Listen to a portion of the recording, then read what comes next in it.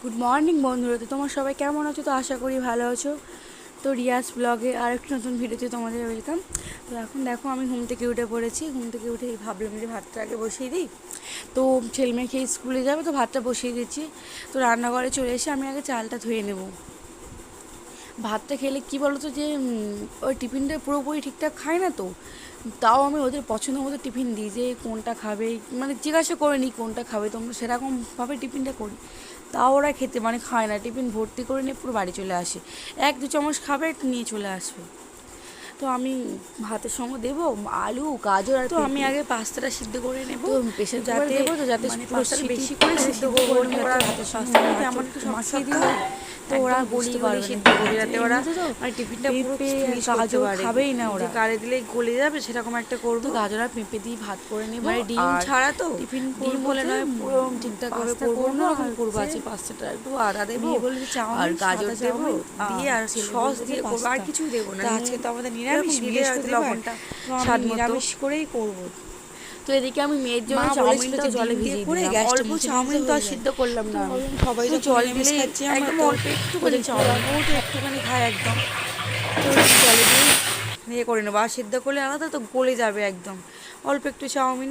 তো দেখি গাজরটা আমি কোড়া মেশিনে করে নেবো। কেটে দিলে কি বলো তো, কাটলে গোটা গোটা থাকলে ওরা খাবেই না তো গাজর, ওই জন্য কোড়া মেশিনে করে দেবো।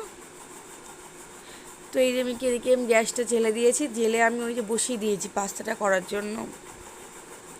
তো দেখো আমার এদিকে গাজর পোড়া, ওদিকে আদা, ওইটা আদা করেছি, এদিকে পাস্তা সিদ্ধ হয়ে গেছে। তোমার সঙ্গে কথা বলতে বলতে এদিকে চাউমিনটাও আমার জলে সিদ্ধ হয়ে গেছে, মানে কাঁচা জলে সিদ্ধ করেছি।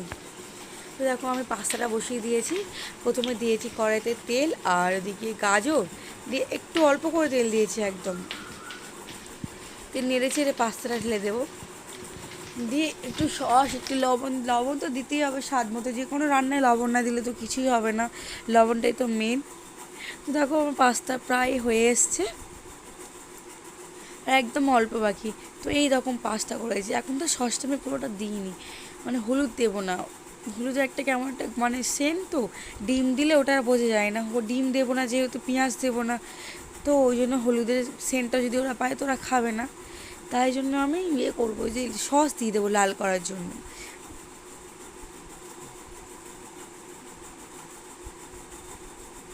তো এই যে সস টস দিয়ে নিয়েছি। তো আমার পাস্তা কালারটা এরকম এসছে, একদম লাল লাল কালার, যাতে বাচ্চাদের পুরোপুরি পছন্দ হয়। তো আমি পাস্তাটা ঢেলে নিয়ে আবার চাউমিনটা বসিয়ে দেবো। মানে আমি তাড়াহুড়ো করছি, আমার কাছে সময়টা খুবই কম, যে কখন যে 6টা বেজে যাচ্ছে, কত তাড়াতাড়ি উঠছি, মানে কাজ করতে করতে কখন টাইম চলে যাচ্ছে এরকম। তো আমি ছটপট করে চাউমিনটা এবার করে নেব। চাউমিনের সেম একদম অল্প তেল। কী বলো তো, সকালবেলা তো তেলটা একদম খাওয়াটা উচিত নয়, কিন্তু বাচ্চাদের টিফিন বানানোর জন্য তো মানে মুখরোচক টিফিন বানানোর জন্য তেল তো একটু দিতেই হয়, যাতে ওরা টিফিনটা পুরো শেষ করে বাড়ি আসে। এটার জন্য এত কিছু করা, যে এতক্ষণ তাকে সেই সকাল 7:45 থেকে আর দুপুর ধরো বাড়ি আসতে আসতে পুরো 2:30 বেজে যায় এরকম, যাতে ওরা টিফিনটা পুরো পেটটা ভরে খায়, এই জন্য এত কিছুই করা। নাহলে তো কেক বিস্কিট কি একটু ফল টল দিয়ে দিতে, ওরা অবশ্য পছন্দও করে না। তো দেখে আমি সেমভাবে গাজর দিয়েছি, দিয়ে চাউমিনটা ভেজে নেব। ও চাউমিনও আমি কিছুই দেবো না, গাজর আর চাউমিন জাস্ট করে নামিয়ে নেব। এটাও একদম সাদা করে করব। তো মেয়ে সাদা চাউমিনটা খেতে খুবই ভালোবাসে, আলু ছাড়া। তো এই যে আমার চাউমিন আর পাস্তা পুরো রেডি। তো এই যে এরকম কালার এসছে, তোমার প্লিজ আমাকে কমেন্টে জানিও কেমন হয়েছে।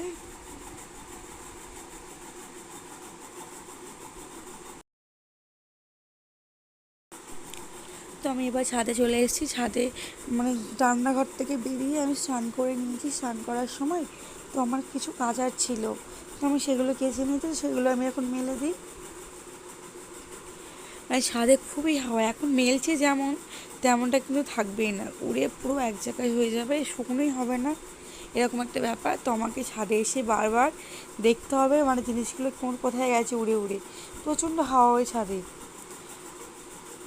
তো আমার জামা প্যান্ট মেলে দেওয়া হয়ে গেছে প্রায়, আর একটুখানি বাকি আছে, তো ওই দিকগুলো।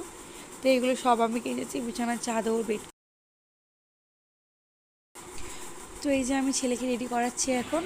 তো তো ছেলেকে রেডি করানো হয়ে গেলে আমি মেয়েকে রেডি করিয়ে নেবো। তো রেডি করিয়ে করানো আমি ভাতটা খাইয়ে দিয়েছি। রেডি করে নিচে পাঠিয়ে দেবো, যে একটু ভাতটা খেয়েছে, যে একটু হাঁটাচলা করবে, করলে মানে সকালবেলা তো ওদেরও কেমন লাগছে, ভাতটা খেয়ে বলছে মা আমার কেমন পেটটা ভার ভার লাগছে, গাটা গোলাচ্ছে।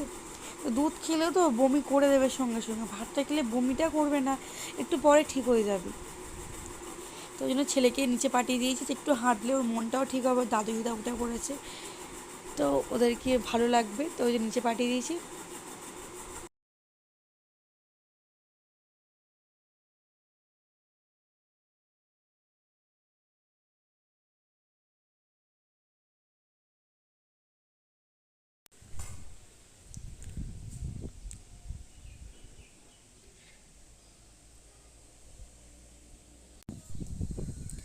তো ওই যে এতক্ষণ পর তোমার সামনে আসার আমার সুযোগ হলো।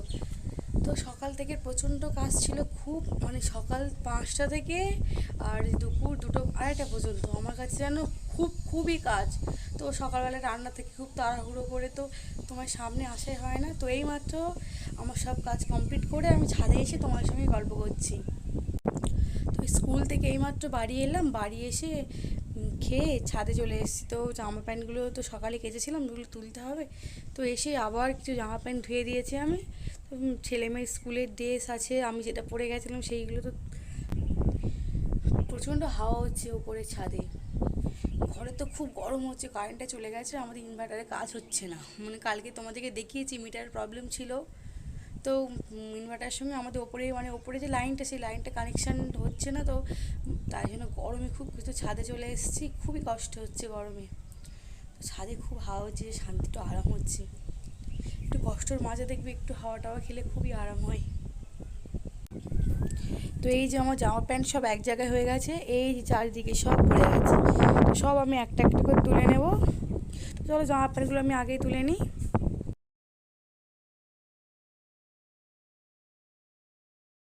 তো আমি নিচে চলে এসেছি, এসে আগে দেখো আমার এগুলো সব নোংরা হয়েছে, সব এগুলো গোছাতে হবে। তো আগে আমি জামা প্যান্টগুলো ভাঁজ করে নিই। তো ওই কাঁথাগুলো ধুয়ে দিয়েছিলাম, তো ভারী ভারী কাঁথা তো ইউজ করলে খুব কষ্ট হয় কাচতে, তো এগুলো আর লাগেই না। তো আমি এবার এগুলো আলমারিতে তুলে দেবো। তো এই সময়টা আমার ফাঁকা আছে, যে ওরা এবার ঘুম থেকে উঠেছে, ওরা পড়তে বসবে। তো আমি ভাবলাম এই ফাঁকে আমি এগুলো গুছিয়ে নিই, তাহলে আমার কাজটা একটু এগিয়ে যাবে। তো ওরা পড়ে উঠলে আমি ওদেরকে সন্ধেবেলায় টিফিন খাওয়াতে পারবো, তো অনেক দিক থেকে এগিয়ে থাকবে। তো ঘরটা দেখবে পরিষ্কার থাকলে মনটাও যেন শান্তি। তো বিছানা পরিষ্কার থাকলে, সোফা পরিষ্কার থাকলে তো খুবই আরাম লাগে। নিজে খাই আর মানে নিজে টিফিন করি আর না করি, আমার এইগুলো কাজগুলো আমি এগিয়ে রাখি, আমার যত কষ্ট হোক। তো আমি কাজগুলো আগে আগে সব এগিয়ে রাখি, যাতে ওরা এসে না দেখে যে এখানে নোংরা হয়ে আছে, ওখানে নোংরা হয়েছে। পরিষ্কার থাকলে বাচ্চাদেরও ভালো লাগে। তো আমি যেগুলো আলনায় রাখবো সেগুলো আলনায় রেখে দিচ্ছি, আর যেগুলো গুছিয়ে গুছিয়ে সোফায় রাখছি, আমি সোফা থেকে পরে আবার ওই ঘরে রেখে দিয়ে আসবো। পাশের আমার পড়ার ঘরটা আলনা আছে, তো তো ওখানে সব ভাঁজ করে করে রেখে দিয়ে আসছি, দিয়ে আসবো পরে। তো এবার আমি আলনাটা গুছিয়ে নেব, নিয়ে এবার বিছানার দিকে চলে যাব। বিছানায় অল্প একটুখানি শুয়েছিলাম, মানে বাচ্চারা ঘুমালে নোংরা হয়তো অল্প একটুখানি ঘুমানো হয়েছে, তার জন্য খুব একটা নোংরাও হয়নি। শীতকালে দেখবে লেপ কম্বল থাকলে বিছানা গোছাতে খুব দেরি হয়, আর গরমকালে তো বালিশগুলো একটু সরিয়ে দিলে তো সবই পরিষ্কার। দেখো আমার সোফা পুরো পরিষ্কার হয়ে গেছে, গোছানো, শুধু একটা কেক পড়ে আছে, আর এদিকে বিছানা পুরো রেডি। তো এই যে এবার আমার ড্রেসিং টেবিলটা একটু গোছাবো, একটু অগোছালো হয়ে আছে, তো জিনিসের জায়গায় জিনিসগুলো একটু গুছিয়ে রাখবো। তো বাচ্চারা তো একটা জায়গায় কোনো জিনিস রাখে না, সব একটু একটু হালকা করে মুছে নেবো। ওই জায়গাটা শ্যাম্পু ছিল, শ্যাম্পু পড়েছে, তো ওই জায়গাটা একটু গুছিয়ে নেবো। তো এটা গোছাতে গোছাতে আমি আমার ভিডিওটা আমি এখানে এন্ড করছি। তো আমার ভিডিও যদি তোমাদের ভালো লেগে থাকে তো আমাকে প্লিজ লাইক, শেয়ার, কমেন্ট আর সাবস্ক্রাইব করতে ভুলো না কিন্তু। তো আরও একটি নতুন ব্লগে তোমার সঙ্গে আবার দেখা হচ্ছে। Tata, bye bye, good night.